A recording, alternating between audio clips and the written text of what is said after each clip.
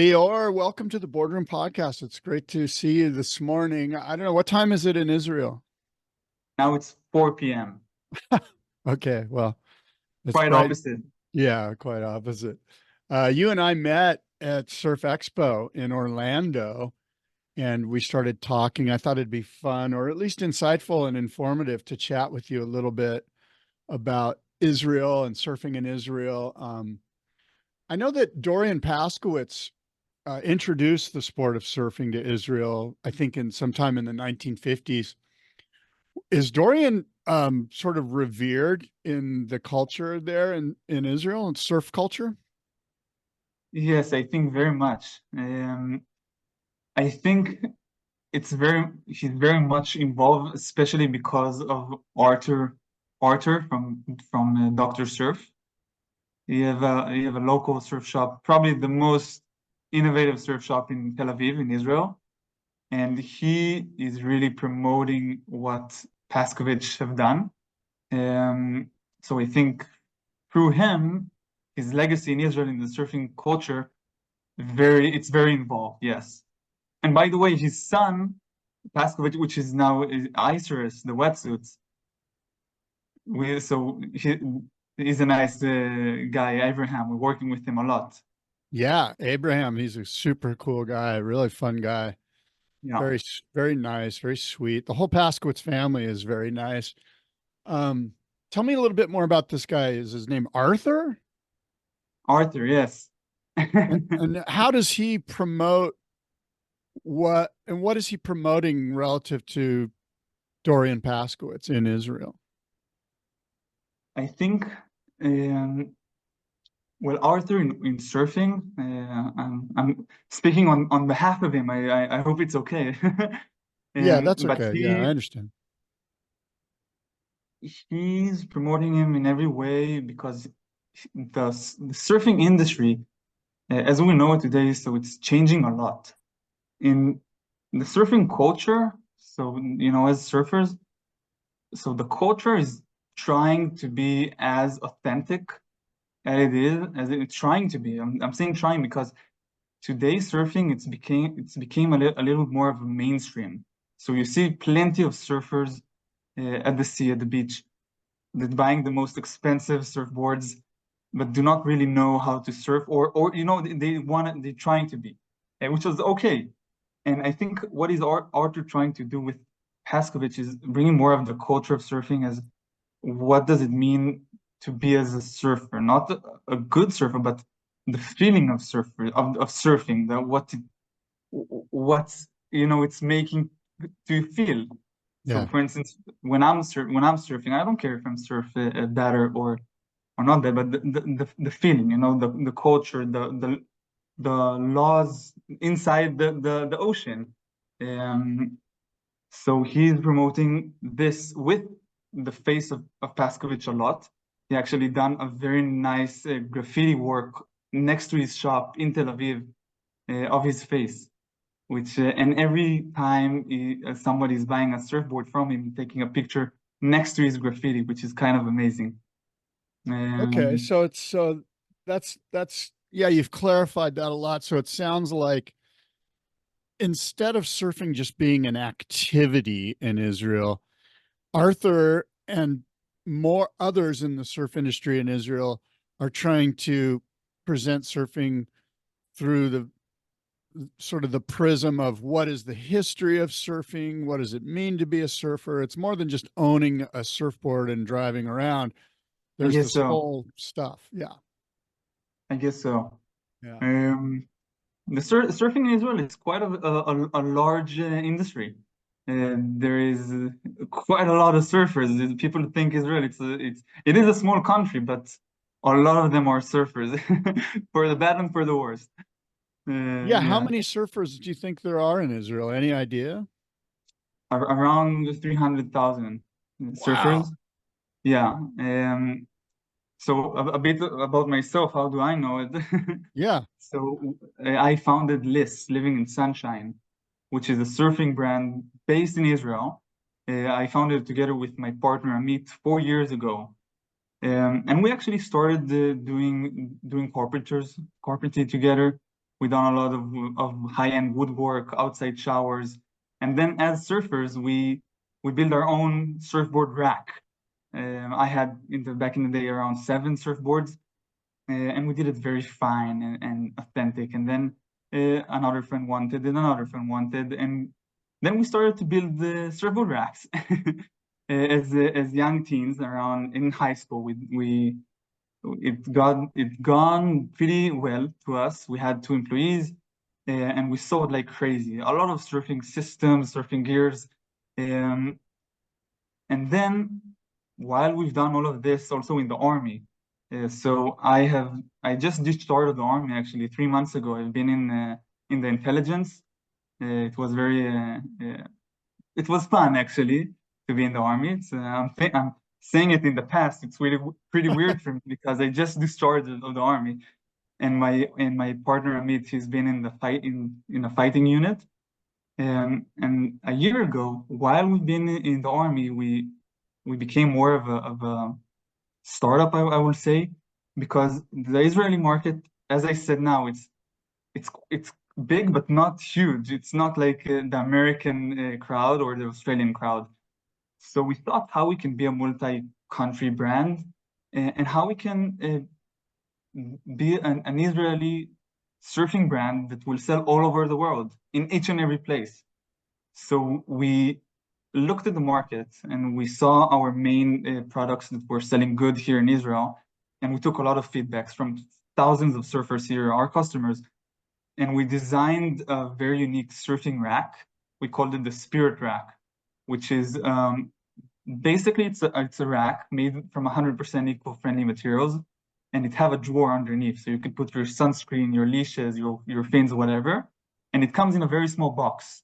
So we can ship it all over the world pretty cheaply, and the assembly is in the consumer house, and you're assembling it without tools or screws. Basically, it's a crazy rack system that we've launched it only 3 months ago in the United States, in the Surf Expo as well. Yeah. And today it's quite it's been a crazy launch, because today we're now selling to more than 100 surf shops in the US. We're selling to distributors in UK, in Ireland, in Portugal, very soon in New Zealand and Australia. And we have plenty of customers that buying from us from across the world. We have a client he just purchased from South Korea, and another one from Alaska. And it's like crazy how people love our products. Yeah. And our vision is not to be a surfing rack company. It started out actually because Amit and I, my partner, we went to the mall one day, and we went to Billabong. So exciting, because Billabong, a lot of it's like the marketing of Billabong. You want to be there, in the culture. But then we went inside, and there was only clothes or apparel, and we went disappointed, a bit disappointed, to the store next door, which is like the traveler store or whatever. And we bought a cool product to use at the beach, a tent or whatever, to use for traveling. But we will not show it to our surfers friends or our whatever. Hey, look, I bought this cool product from the traveler something. So then like a new vision came to us, to be the one-stop shop for surfers, to bring them practical products with surfing branding products that will improve their lives. Yeah. And we've done this through the Spirit Rack, because this is like the hardcore surfing product. This is allowing us to be inside of the market of surfers that have 4 boards and more. And now we're inside the market, and very soon we will launch plenty of more innovative products. 3 of them already have a registered patent, so it will be very exciting to do another launch. Okay, cool. So you're developing your line of products. It's not just going to be this surfing rack, which holds surfboards, which, by the way, I met you at Surf Expo. I saw the product. If I can set this thing up, anyone can, because I'm a fumble with, I don't even know how to use a screwdriver. So it's easy to use this surfboard stand this rack that you've created. So I will pay you congratulations on that. $1,000 if you will assemble it less than 5 minutes. All After right. five Okay. minutes. Oh, wow. You've never seen me with a screwdriver, but the good news is You you do don't not need a need a screwdriver. screwdriver. I know. Yeah. Well, look, one of the things that interests me is, you mentioned that you were in the army. You've since gotten out of the army. I believe that you're in the reserves. Yeah. And of course, um, sort of what's happening with the geopolitical situation in Israel. It's fascinating to me, mostly because I don't know much about it. So I'm hoping you can shed some insight into it. But what is it like to be? What was it like to be a surfer? Before the October 7th terrorist attack. By the way, everyone knows, but Yeah. I'll just quick summary. October 7th, Hamas-led terrorist attack inside of Israel. Was horrible, and there was killings and hostages and rape and torture and murder and all this horrible stuff that took place. Since that took place, how has it changed to be a surfer in Israel? It's a good question because as Israelis, I will come even before that. As Israelis, we used to have missiles, alarms all the time. And it's quite funny, actually, in the Surf Expo, there was an alarm for a hurricane. So then my partner and I and my father also have been there. It's like, what's going on? Missiles in Florida? And we went crazy. And then, no, relax. It's only a small hurricane. So it's funny. But uh, as surfers before that, before the October 7th, when you go surfing, it's always a matter of, is it a good time to go surf? Because maybe I will hear the missiles and then what I can do. I know for me, it was a very, I would say, a hard environment, a hard remembering of me surfing. And then a missile alarm came, and then you see all of the surfers and myself. What we will do? We do not have time to paddle out and to go to the shelter, and then you also see a good swell coming, so you do not know what to do. Will you take the wave, or will you just pray for God that it will not hit you? And this was before the October 7th, and today, first of all, there is a lot of surfers that in reserves. So plenty, almost everyone in Israel is now doing reserves. So you do not see a lot of your friends because most of the surfers are also in the military, in the fighting units. So you do not see them for a long time. Do you As mean friends, when you're in the water? Do you mean when you're at the beach, when you're at the sea all of, surfing? yeah, because all of my friends are surfers. So you Yeah. do not see them at the beach or Okay. at home, whatever. But Mhm. I think is to be a surfer after I will take it as a personal question because everyone takes surfing their own way. And I think to me, when I go surfing after the 7th of October, it's like I would say it's like a place to more relax. Um, because in Israel, when you're driving the roads, when you're going to the street, everyone is so tense. They always look behind them. If somebody, every day we have terror attacks every day for years, not also after the 7th, but today it's like everyone even more cautious. And now when I go surf, finally, it's like finally everyone is so tense. And now when I go surf, it's like I can relax for an hour, do not think about nothing. And I think it's also for other surfers. Um, and on the other standpoint, you see a lot of frustration in the surfing in between the surfers because it's an intense time. Everyone taking it to a very different places. If I taking it to finally I go to be in a calm place, maybe a different surfer is taking it for finally I can crush the waves and take all of my aggressions out of the waves. But I think the whole the whole country is like in a trauma. Yeah. Everyone taking it very different. It's really what happened. It's like unbelievable. It's a butcher. It was unbelievable. What it now we all know that there are plenty of people. Israel's a multicultural state. There are Yeah. Arabs that live amongst you. Are there Arabs that are surfers that are Israelis, that are Israeli citizens that are surfers that are Arabs? And do you see them in the water? And what is it like with, is there tension there? So yes, there is a Arab surfers. There is also a place in Tel Aviv called Akko, which they have plenty of Arab surfers. And I think in the whole Israel, so there is a lot of tense between Israelis and Arab Israelis, not only in surfers, and it's quite hard for me to see because I have Arab friends, because I'm working with a lot of Arab people. So now when I'm speaking to them, it's a lot of people really get frightened of them and do not want to work with them. And to be honest, I cannot even judge those people because what's happened, it was unbelievable. But I think in the surfing industry, as a culture, as people that surf, I think the surfing people are more, they more care about the love between people. And they see the person as he is now. I do not see a lot of tense between Arab surfers and Israeli surfers. But you do see it outside of the water a lot.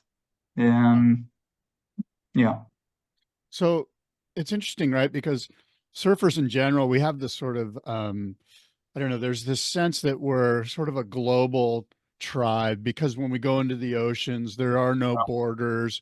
We travel all over the world. We all surf together. We're almost like, well, like I said, we sometimes see ourselves as this global tribe.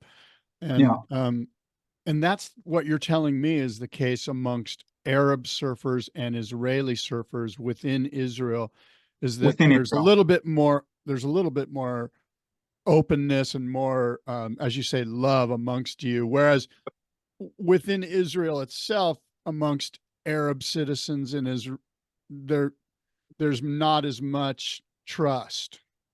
And I can say it also to surfers in Israel, because if I go outside of Israel, so for instance, the Maldives, I've been there a couple of times surfing, amazing place. And I had their Muslims friends, uh, which I thought they were good friends of mine, and I'm surfing with them.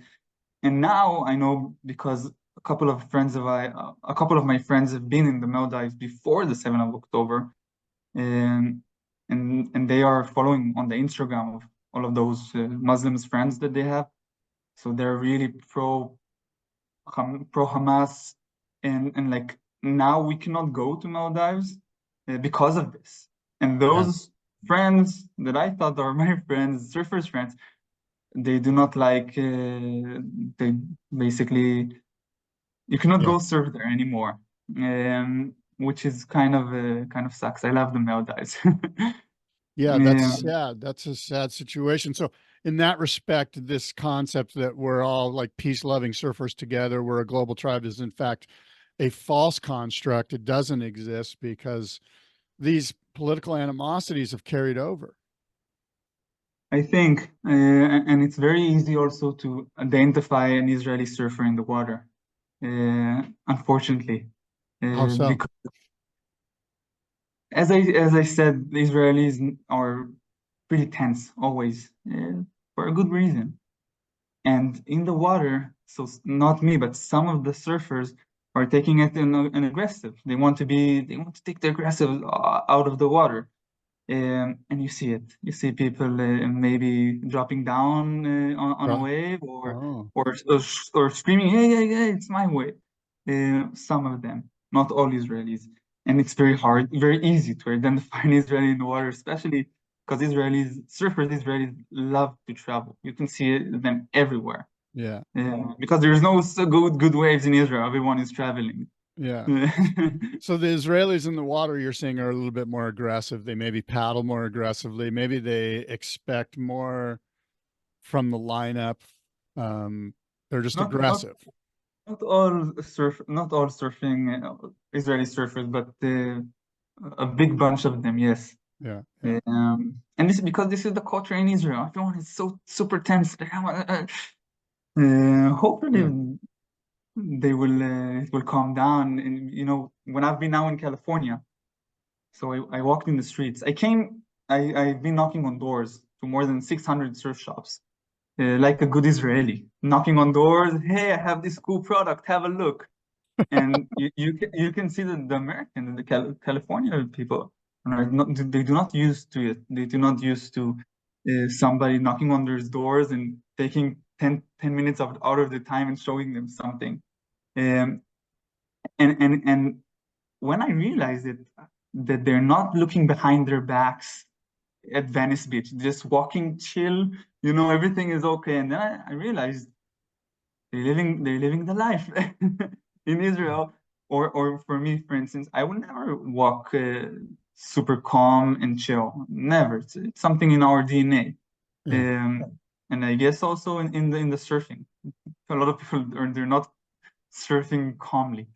Yeah. Um, I it's a imagine I culture. imagine being an Arab in Israel, being a citizen of Israel, but being an Arab is sort of analogous to being a Japanese citizen in America during World War II. We had internment camps.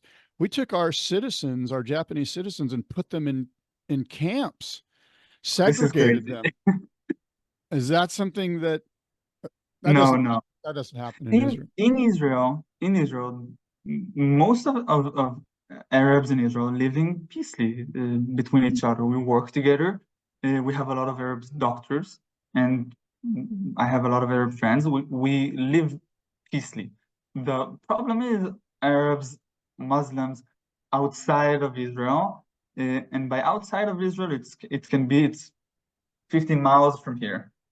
Israel is so tiny. Mm-hmm. So this is the most of the problem. And they coming in and out, making terrorist attacks. But to be an Arab in Israel, I think today it's a little bit more harsh because people are very frightened. I cannot judge them. Uh, but in the end, they going to the universities, they being doctors, they Yeah. surf. Mm. Yeah. Tell me about obviously, of course, what's you're not Palestinian, of course, but can you give me some insight into what it's like to be a Palestinian, to be a surfer in Gaza right now? Does that even exist? Did all the surfers in Gaza basically get eliminated? Um, I do not know. I Yeah, do not know how it likes to be a surfer in Gaza. I do not. yeah, I have no idea, yeah, to be honest. yeah, yeah. I understand. I understand. I understand. Before October 7th, there was surf culture in Gaza, as you know. There was surfers. There was Palestinians that were surfers, and I imagine that just simply isn't happening now. We have the Olympic Games coming up here. Yeah, Surfing, of course, is in the Olympics. This will be the second time that surfing is in the Olympics.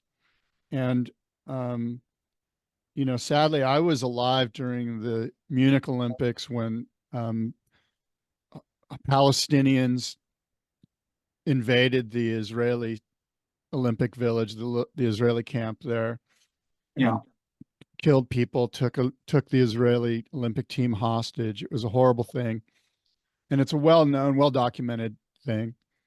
Um, it it seems like the Olympic mission is to sort of spread goodwill and to show that through sporting events we can cross our political differences and sort of come together with some sort of hope.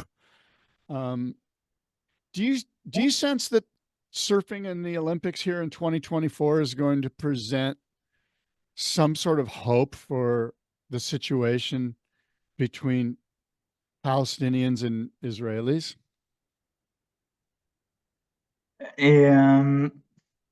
First of all, I hope so. Yes, I know that we have representative from Israel, and Lior, that will be in the Olympics, which is crazy. So do you just have one Olympic surfer or do you have more than one? I think only one. I do not know. Maybe more. Maybe more. Yeah. I'm not super involved. Yeah. Um, there is no Palestinian state. There will Yeah. not be a surfer from Palestine. Yeah. So hopefully it will kind of make a bridge between us. But I don't think so. I don't know. Yeah. It's a pretty deep divide, right? It's something, but there's this sense that, oh, surfers are this like cool, loving, freedom, like just, like maybe there's an opportunity for the Israeli surf team in the Olympics to somehow do something which shows some kind of like, hey, can't we all get along? I know it's asking a lot, and I know it's sort of an oversimplification. But it'll be interesting to see if, in fact, the Olympics even address this situation in some way.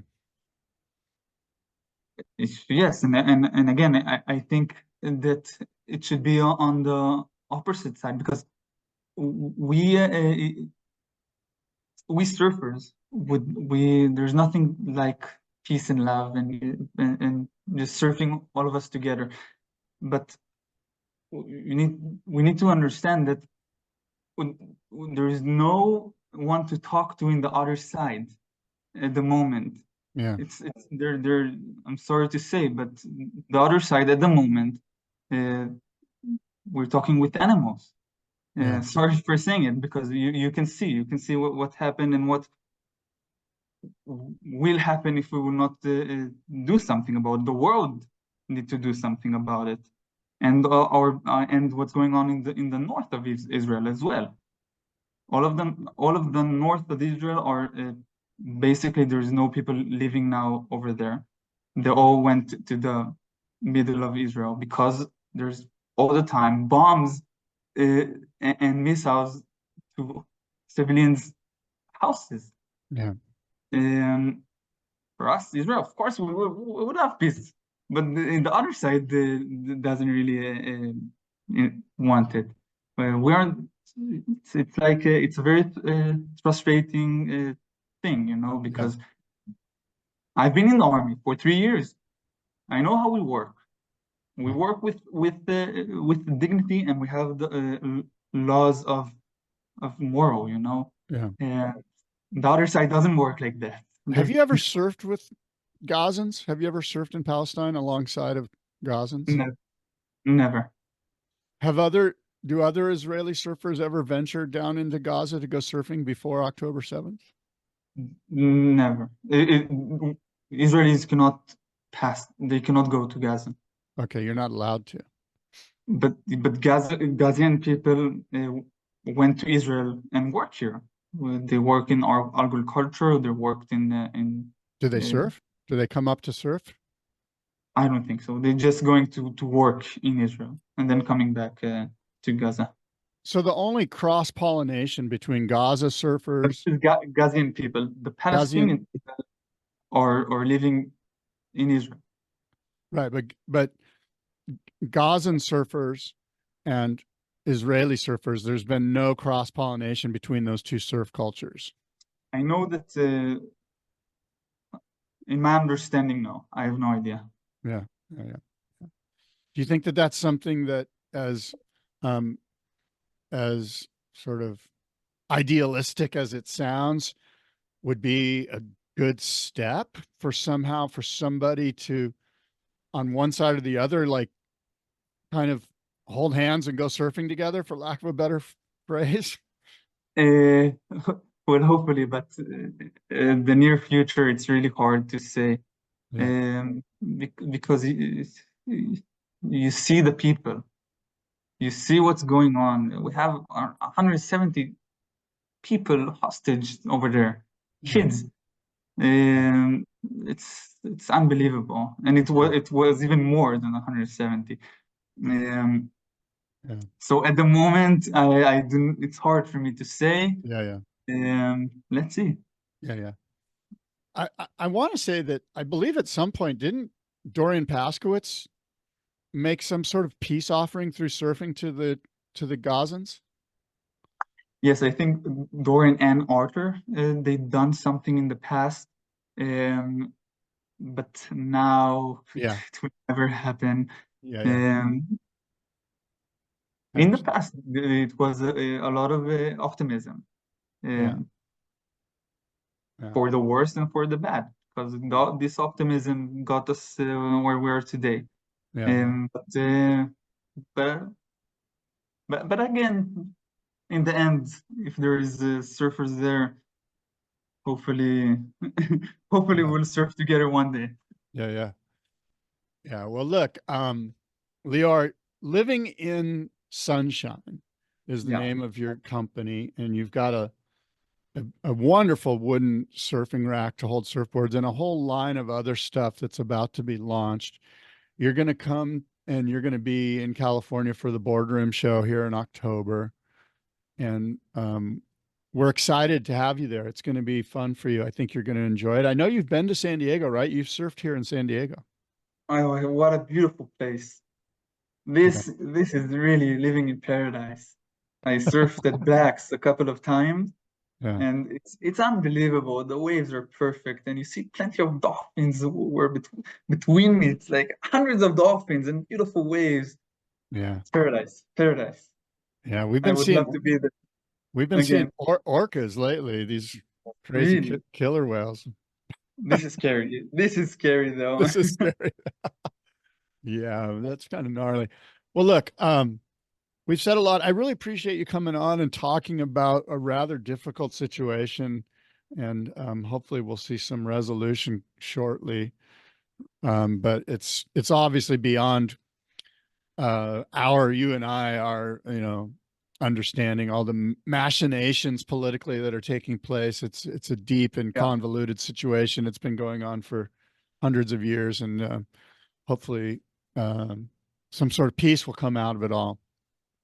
yeah. Hey, thank you so much. I appreciate you being on the BoardRoom podcast, and we look forward to seeing you here in San Diego. Thank you very much. I enjoyed it. Okay, buddy.